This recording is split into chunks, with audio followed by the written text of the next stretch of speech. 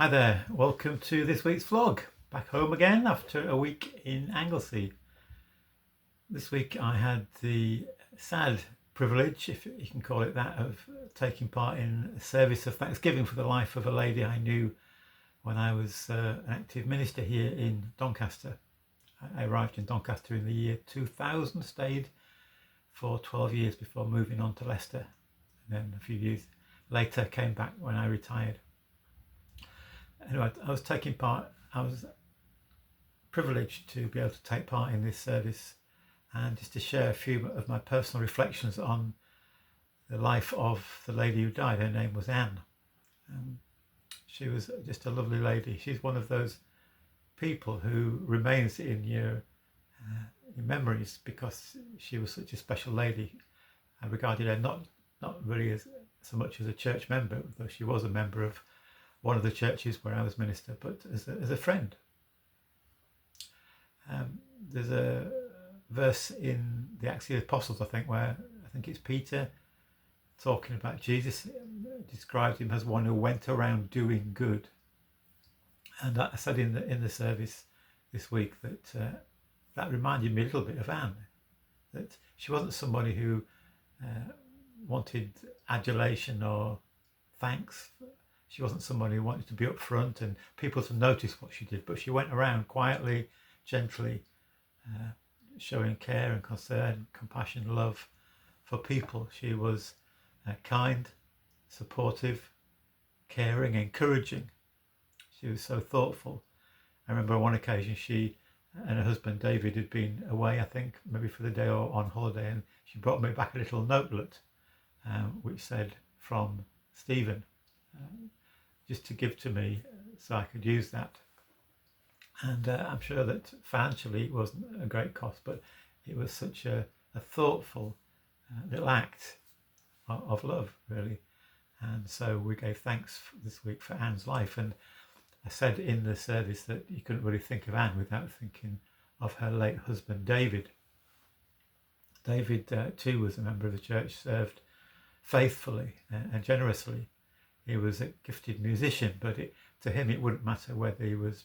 Sometimes we had a united celebration for all the churches in Doncaster, and Priory Place, where I was minister, was packed to the gunnels, hundreds of people there. So it wouldn't matter to David whether he was playing on that occasion or we had a weekly lunchtime service, just maybe up to a dozen people. It wouldn't matter to David whether he was playing for many people or for a few.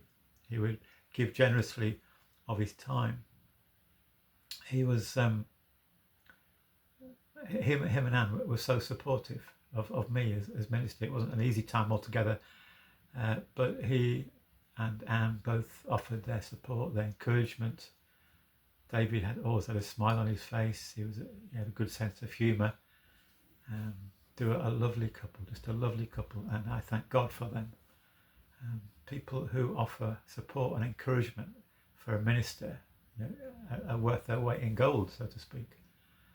And I said that they both set an example of how to live the Christian life. Their Christian faith was not something just in their mind, in their heart, but it was lived out in their daily lives, how they treated people, how they showed care, compassion, concern. I was reading this week in my daily Bible reading the letter of Paul, the first letter of Paul to the Corinthians. And he says there in chapter 11, "Follow my example as I follow the example of Christ." Now that's quite a bold statement to say, follow my example. But it seems to me that both David and Anne set an example of how to live the Christian life.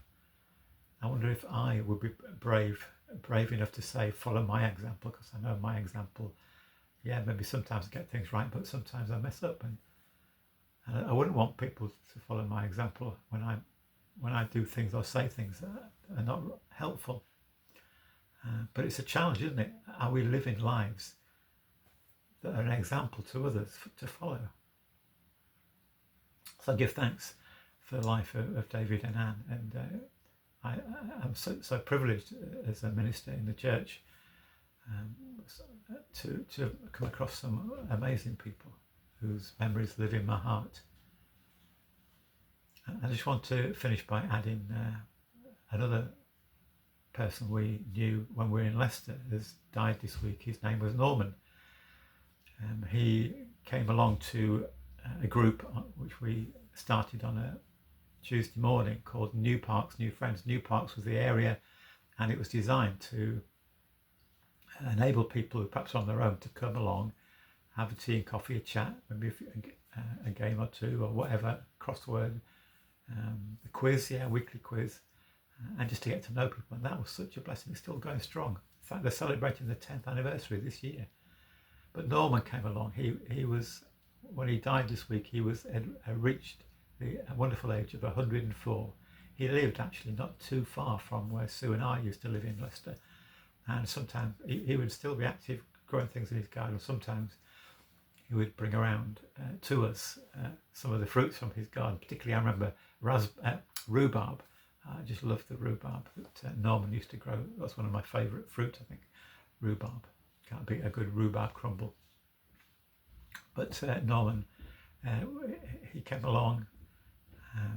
He was just a gentle man, frail, but such a lovely man, and again an encouragement. And thank God that we got to know Norman, and we pray that he may rest in peace and rise in glory.